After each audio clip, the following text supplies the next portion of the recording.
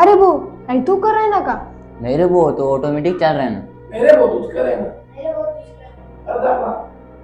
ओ जगा जगा मापन काय शिका काय बी मापन इंजाम लाग रहा है ना। अरे वो तू नहीं आओ नहीं दाखला तू तो नहीं रे मी नाही भागो बसा। ओ मॅडम आठी भूत छे हो। कुठे भूत? अहो इथं भूत छे, ते ऑटोमॅटिक चालली नाही स्क्रीन इकडे आता कोणी बसेल का ते दका समोर समोर आपोआप स्क्रीन फ्री राहिली नाही रे, इथं तर कोणीच नाही, ऑटोमॅटिक चालतंय हे तर।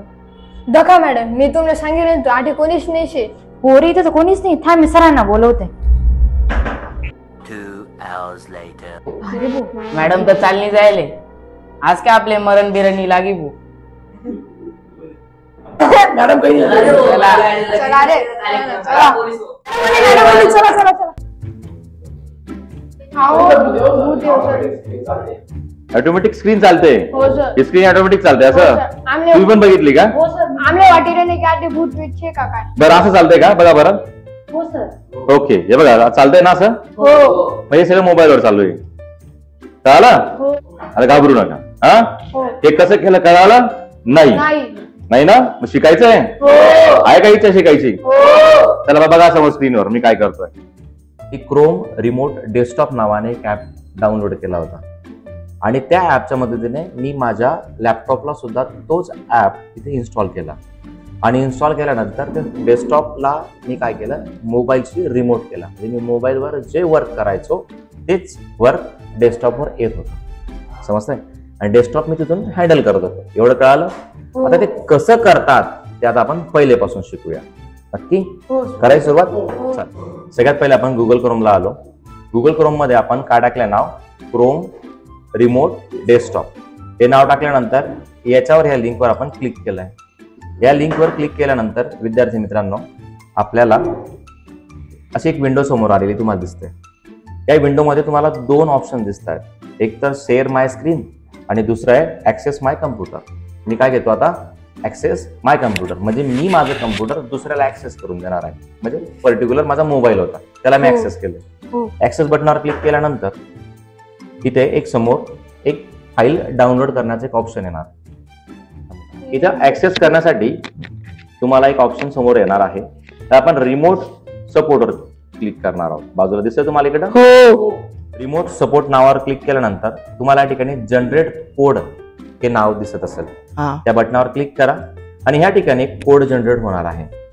ओके आता हा कोड जनरेट झाल्यावर आपल्या मोबाईलमध्ये ते आपण ऍप प्ले स्टोरवरून जे इन्स्टॉल केलं असेल क्रोम रिमोट डेस्कटॉप त्याच्यामध्ये दिसणारा कोड पुट करायचा, टाईप करायचा।